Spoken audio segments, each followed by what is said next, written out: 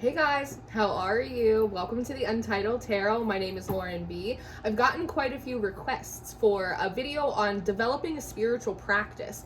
What is a spiritual practice? How do I go about developing one? And so I've come to try and answer some of those questions for you today. Of course, I'm just an individual, but these are things that I learned throughout my spiritual journey thus far, how I've gone about developing a spiritual practice for myself. It's important to remember that your spiritual practice is one that is, kind of ever evolving, and it should be reflective of your growth as an individual. So right off the top, what is a spiritual practice? Well, technically a spiritual practice, it is a discipline. A discipline, it's a study, right? It's a commitment. It's something that we're sort of working through. It's a craft. It's a spiritual discipline or a spiritual craft that includes the regular performance or exercise of actions and activities that are undertaken for the purpose of spiritual development, right? That's sort of the clinical definition of it. What I would like to add to that is your spiritual practice is something that allows you to have a sense of identity,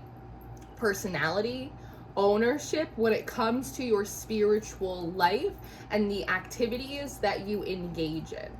I find that because so many of us were introduced to spirituality through an abrupt awakening during the 21st century in the Western world, a lot of the emphasis is on the collective. And as we become more mindful of social justice, I think that effort towards collectivism is inherently a good thing. But I find that when a lot of us come into spirituality, a lot of the emphasis is ask not what the universe can do for you, but what can you do for the collective, right? It's all very kind of externally focused. How can you supercharge your intuitive gifts? How can you help the collective? How can you use your gifts to help others? And so what we end up doing, and I've talked about this before, is we sort of go into this grab bag type of energy where we just start plucking all of these different spiritual ideas, these spiritual concepts, these different practices, these different theories. It's something that I did, and a few years ago I had to stop myself for a moment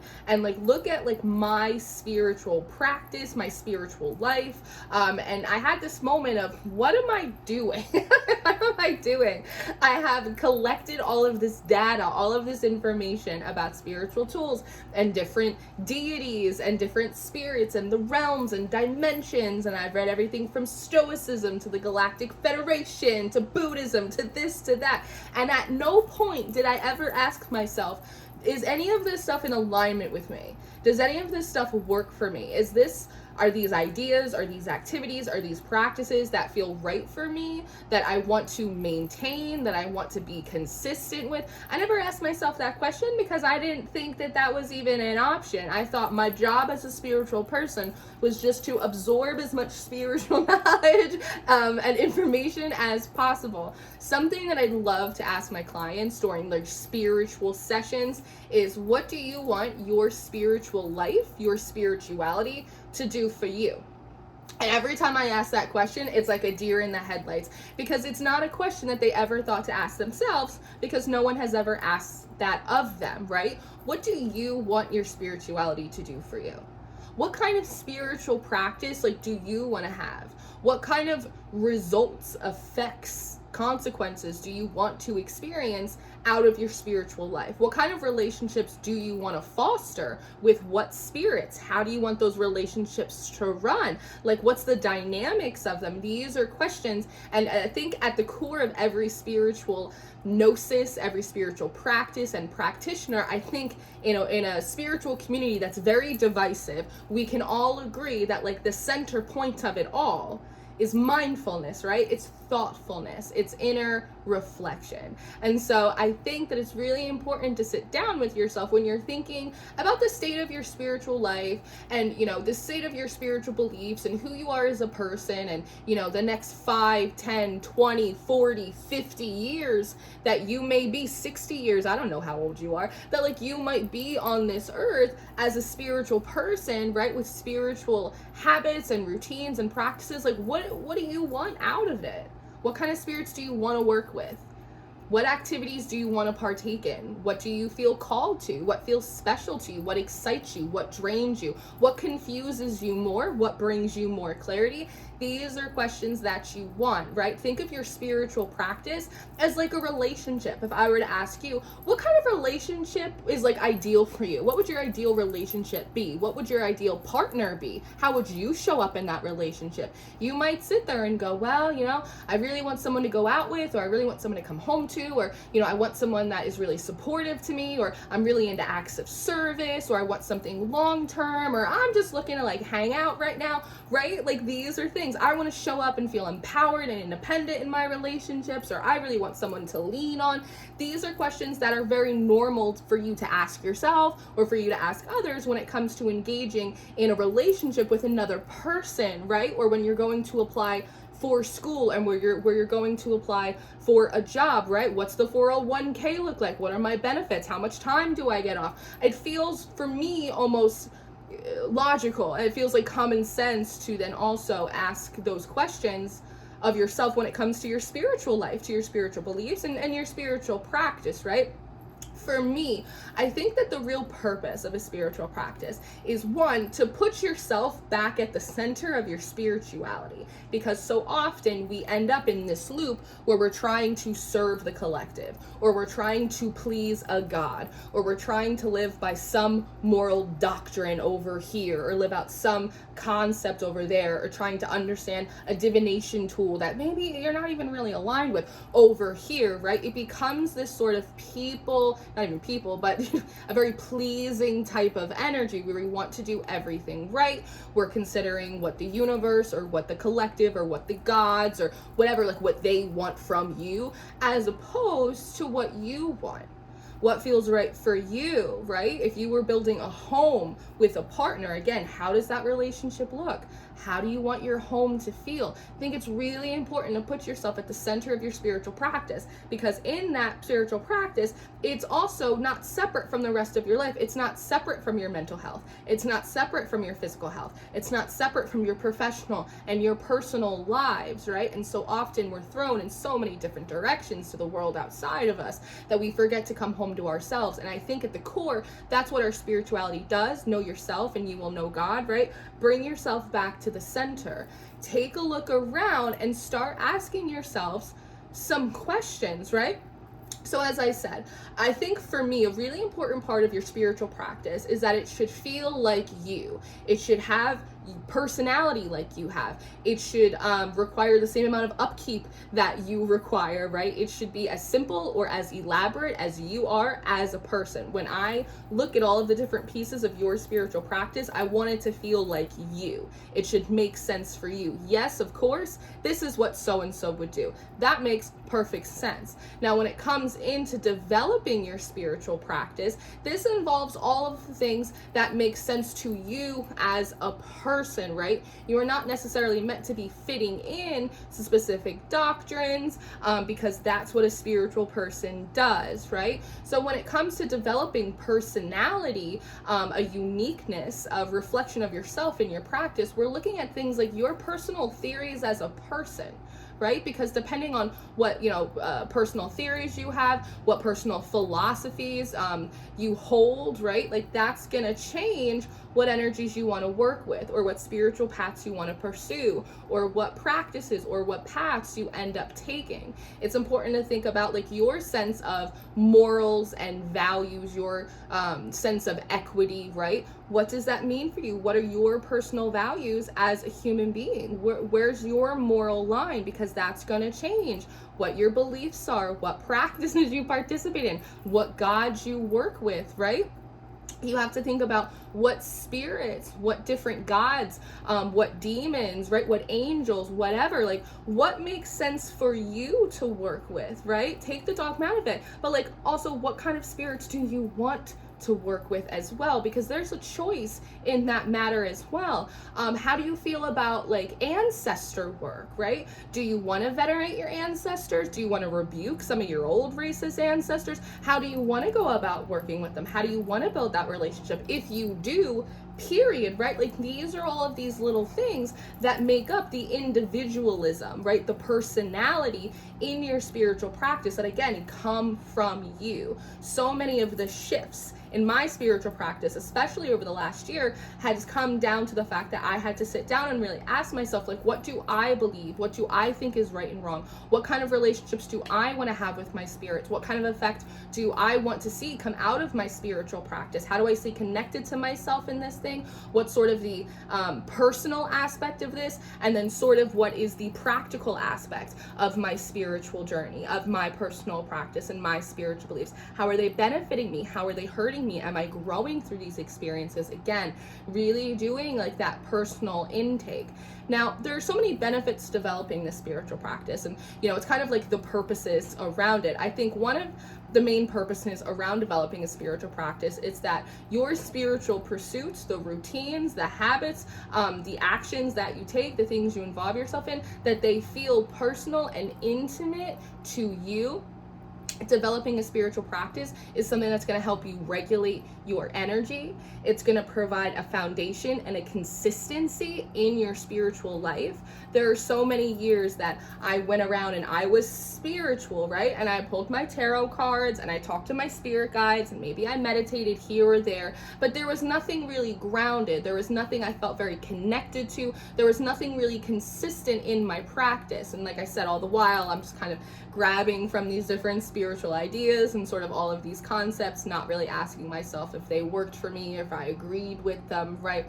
And so developing a personal practice is going to help you create consistency in your spiritual life. Also meaning the spiritual energies that are around you. If you are someone that you feel like there is always an energy coming at you, there's always interference, there's a low vibrational force, the collective energy is coming in and it's constantly overwhelming, it might be a sign that it's time to like come out of the pool, right, of like this collective unconscious and like really start finding something to feel rooted in, to feel connected to, whether it's a routine or an activity that you have in your practice, or if it's a deity or ancestor work, or if it's a form of witchcraft, like whatever it is, you have to have something sort of tangible. You have to have something consistent. You have to have a home base. Otherwise, you'll be floating all over the place, right? So as I said, developing a spiritual practice, there's many purposes for it, but it is going to help you allow your spiritual life to feel more unique and intimate and right for you. It's going to allow you to regulate your energy, right? Because if your spiritual practice is consistent, you have a routine, you have habits, you have energies and deities or spirits that you know that you work with, that you know that you can trust. You have similar objectives, right? And as a discipline, right? When you have goals, when you have ambitions, when there's a certain level of development that you want to get to spiritually, emotionally, in your physical life, having a solid spiritual practice is going to help you do that. Understanding and carving out your spiritual practice and what your goals are spiritually, how you want these relationships to be, they're also going to point you in the direction in which to educate yourself.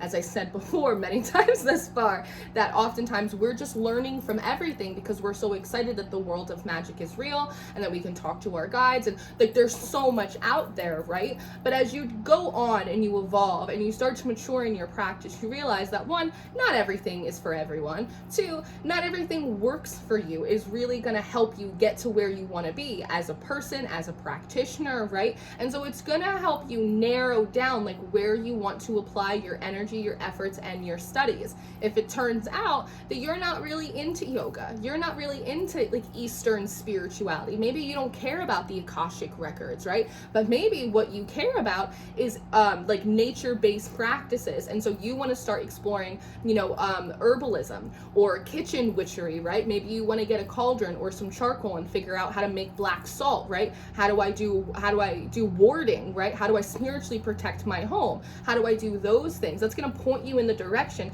of which books, which witchcraft sources, right? Which herbs to be using, all of that type of stuff. You might think, you know what? I'm not really into lighting candles and doing witchcraft, but I really love divination. Okay, that's going to point you in the direction of where your education should go. Maybe we're going to get get you some tarot books, right? Like maybe you're going to start mapping out some spreads. Maybe you're not into tarot, maybe you're really into runes, or maybe you're really into osteomancy, right? And so now you're going to start exploring the history of osteomancy, and these things are just going to start helping you flesh out where to put your attention, what you want to study, right? I don't want you to think of your spiritual practice as almost like, I don't want to describe it. It's almost like electives, right? It's these things, these niche interests, stuff that feels good to you, that's interesting to you, that allows you to develop routines and practices and habits and activities that reinforce that development, reinforce that area that you are interested in and you want to study more, reinforce which energies sort of have domain, like within your energy, within your home, right? And I also think one of the main benefits of your spiritual practice is that it allows you to stay grounded. It allows you to stay centered in yourself. So when a new ideology comes along, or when, there's another interest that pops up, or a certain spirit, or this or that, you're able, because you are now at the center of your practice, and your practice is reflective of your morals, of your values, your personal philosophies, your desires, your priorities, right?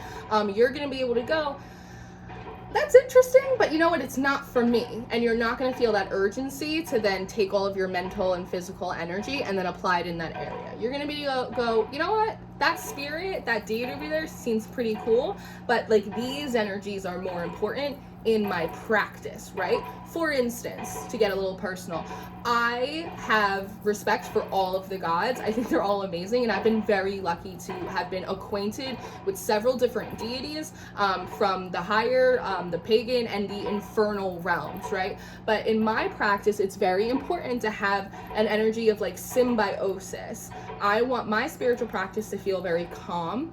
I want it to feel very centered, right? And so I don't typically work with deities that have a little bit more of like a chaotic energy, right? Like it would be, if you knew me as a person, which a lot of you do by now, and I were to tell you that I was working with Loki, for instance, you would probably go, huh? Because that wouldn't necessarily make sense for me. I like him. I've had exchanges, I've had experiences with him before, but he operates in a lot more of like a chaotic energy. He's a trickster deity, and there's really nothing about me as a person and my background and what I'm trying to build as an individual and as a business, like into the future, that says that energy makes sense in my practice. It absolutely does not. I work with Athena. Now, if I say, hey, I work with Athena in my practice, you would probably go, that checks out. That makes sense for Lauren, right? Because there's similarities there, right?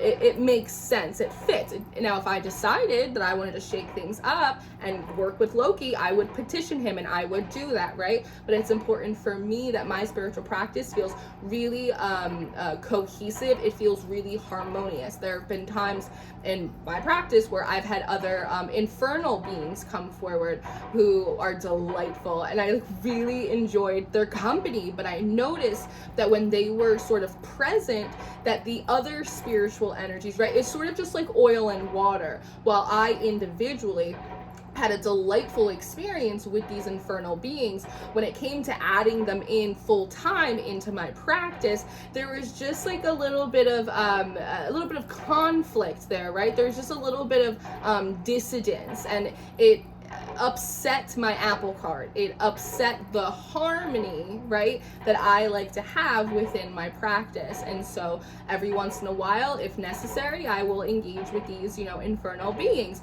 But otherwise, like, I like to keep it really nice and cool on the surface. Do you know what I mean? And the certain deities that I do work with in my practice, they're very much aligned with things that I'm trying to develop, not just spiritually or as like a professional, right, with a business, but also me as a person.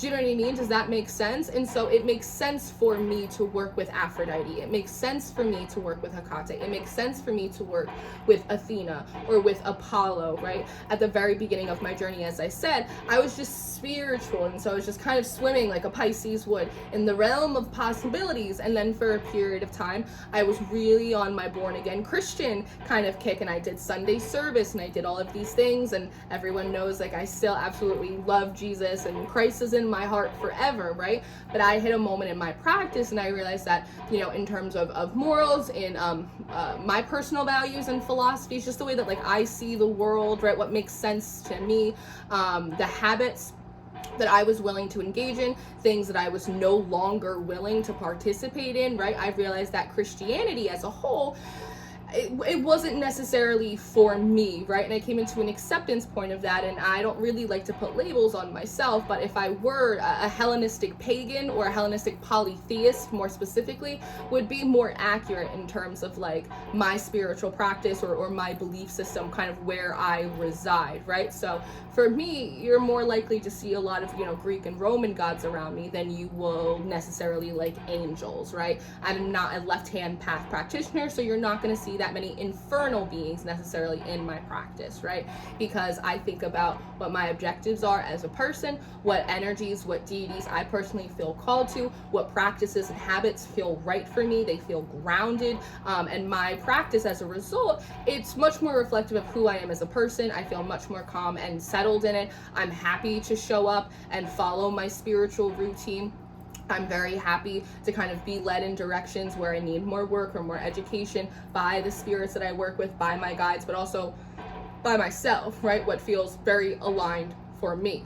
Now, when we're looking at your spiritual practice, it can be composed of a variety of different things. Like I said, it can be habits, routines, activities, stuff that you do, right? A practice is a craft, it's a discipline, it's stuff that we carve out time specifically to do to reach some kind of objective. That objective may be reconnecting with yourself, again, creating consistency in your energy field, narrowing down where to focus your energies, your efforts, your studies, that type of thing. So different practices that can go into your spiritual practice are things like consistent prayer or meditation, right? Like you can pull out your holy books, you can sing the Orphic hymns, you can meditate in a way that feels right for you. Maybe that's through a movement practice like yoga, right? Maybe you're like me and you like to meditate with music, right? Maybe it's sitting quietly, maybe it's a mantra, maybe it's a mental health walk for you. Other things that you can add into your spiritual practice are like a regular tarot practice. If you find yourself sitting down and you just have a question, you just pull a card, that's great, right? You're reading the tarot for yourself, but that's not necessarily like a tarot practice, something that you kind of have like a schedule or routine that you sit down and you consistently do, right? For exploratory purposes, as opposed to just when you have like an immediate question.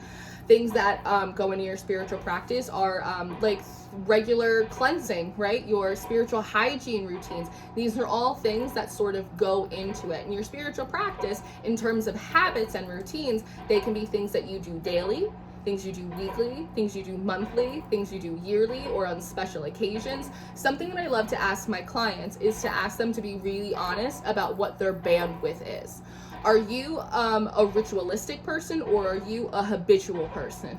If you are ritualistic more than a habit type of person, it may be easier for you in your spiritual practice to do things that are bigger, but every once in a while. So for instance, if you're more ritualistic than habitual, you might not do anything special on the day to day. But when we have a new moon, or when we have a full moon, or when we have an eclipse, or there's a big transit, that might be the time that like you pull out the big guns. That's when you're making moon water. That's when you're howling at the moon. That's when you're lighting a bonfire, giving offerings, right? That's when you're charging your crystals. That's when you're doing your divination.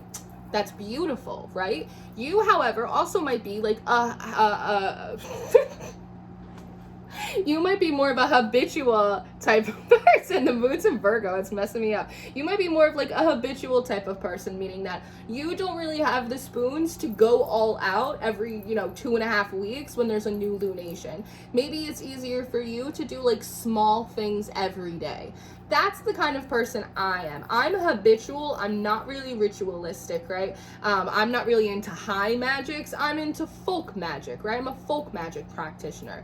And so for me, I prefer to do small things every single day that I've worked into my routine, one at a time, that give me a bit of a schedule. They allow me moments to cleanse, to refresh, to tap in, and that's really helpful for me, right? So again, think about that. You could do things daily, weekly, monthly, yearly, on special occasions, whatever it may be. Some of the things that I do as part of my spiritual routine or my spiritual practice, monthly, on the first of the month, I like to do like a nice clean. I also have a practice where I blow cinnamon and other herbs through my doorway to kind of welcome in prosperity and success and kind of keep the roads like nice and clear and open. I do it once a month. Sometimes it's 4 p.m. on the first of the month and I go, oh, I forgot. But I pull out the vacuum, I pull out the cinnamon, I get it done, right? Things that I do daily in my practice is first thing in the morning, I make my bed and I light all of my deity candles and I go around to each of my deities, each of my altars, and I say good morning, right? I say their name, I light them a candle, and for the first hour and a half of my day, I like to sit here in all the candlelight with my deities, and I have a personal tarot practice that I do in the morning, right? So I sit down, I pull my different my oracle cards, and I lay out spreads for myself. For me, in my practice, certain days are ruled by certain gods. And so on, say, a Monday, I might work a lot more with Hecate. And so when I pull my morning cards, they may come from her, whereas on, say, a Friday, they might come from Aphrodite, right? But I sit there and I pull my cards and I drink my coffee and I kind of just get to commune with my spirits. I get to center myself for the day, which as a rising Libra is really important for me to have sort of harmonious, kind of slow and calm mornings, and I just take in the messages and they let me know like what you guys are going to be going through that day so I can prepare for the energy. It might touch on something personal that's going on in my life, right? But I just get to sit there for like an hour in the morning and drink my coffee and commune with my spirits and pull my tarot spread and really get myself like centered for the day, right? At night, I like to do a music meditation. So when I'm all done for the day, my face is washed and my jammies are on, I like to sit down and pop on my headphones and really just kind of allow like the spirits to come through, to commune, to allow me to connect with myself, to disperse or transmute any, added spiritual energy that I picked up throughout the day, right? Something weekly that I may do is leave out offerings for my deities, right? These are things that work for me.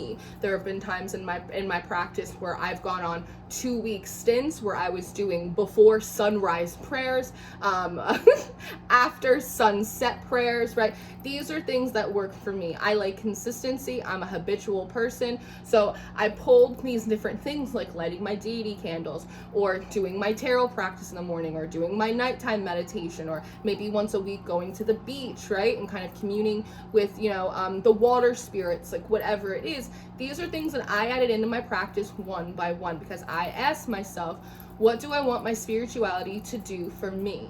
And I came to a point in my own life, in my own practice, where I realized I didn't want my spiritual practice, I didn't want my spiritual belief system, I didn't want my spiritual activities to be creating more dissonance, more confusion, more backlog in my life. I wanted my spiritual practice and my spiritual life to be a place that looked like me, it felt like me, it was aligned with my values, my sense of right and wrong, the results that I wanted to see, the kind of energy that I wanted to hold as an individual, and the kind of energy I wanted to curate in my home and in my life, not just now, but in the future, because I realized I am, in my early 30s, and for the next, 40, hopefully 50 years of my life, I'm going to be a spiritual person. I'm going to be around spirits. I'm going to be communicating with the other side, right? I'm going to be reading tarot. So like, how does that go in the future? Let me see if I can't set myself up with like a nice little foundation now. And since then, my spiritual practice just feels much calmer. I feel, very safe and comfortable in my practice. I devote my time to the habits and the routines, right, that makes sense for me and I find are helpful to me, like my morning tarot practice, like my meditations. I like to have that sort of consistency of connecting with my deities in the morning. Some days, are kind of ruled by, a certain energy, a certain deity that I work with, whereas another day it might be someone else. So again, it gives me a sense of consistency, it gives me a sense of foundation, it gives me a sense of sort of a schedule. I know, if someone kind of pops in, I know what sort of is required of me, what work I'm going to kind of be guided to do, what areas I'm going to be asked to be focused in. They feel in alignment for me, so I never feel pressured. I never feel like I'm going to get in trouble if I don't do it. And it's created like this really kind of beautiful place where it feels like me and my spirit team are on the same page. I feel like I am in good standing with myself and my own spirit, because I'm not holding like spiritual philosophies or ideologies that actually are really inconsistent with like who I am as a person, right? I've fleshed out like a lot of practices and habits that are manageable for me. They don't overstretch me. They don't stress me out. They're not overwhelming. It's not too much to keep up with, because I was honest with myself about the kind of person I am, about the bandwidth that I hold. I will not be doing anything fancy for the Virgo full moon, right? But I will be lighting my altar candles tomorrow morning and taking that hour for myself, because that works for me, right? So again, just to reiterate from the beginning, your spiritual practice, it's your craft. It's designing the home in which you live in spiritually, and not allowing just any idea or any divination practice or any spirit to just come in and just throw me into chaos, throw me into a tizzy, right? I don't have to feel like that. You don't have to feel like that. You deserve to feel safe in your spiritual practice. You deserve to feel empowered and grounded and connected into your spiritual practice, into your spiritual life. You deserve to work with spirits and deities that love you, that are invested in your success, that want to work with you and not against you. You deserve to take your own bandwidth, your own mental health into consideration when developing your practice, and the habits that like you want to partake in, right? You can make it fit for you. And so I just think that you deserve that. I think that it's worth the time and effort to sit down and ask yourself those questions. And otherwise, that's what I got today. I really hope that this was helpful for some of you guys who are asking for this video. If you would like more specifics, or if you would like me to kind of focus in on a particular area a little bit more, let me know. As always, I like to remind you guys that my books are open, so if you need like a little bit more one-on-one support, kind of figuring out like where you fit and what's gonna work for you, feel free to book with me through my website, untitledtarot.com, and I'd love to kind of work that out with you. Otherwise, I hope this kind of gave you a few things to think about, a little food for thought, and I will see you next time. Goodbye.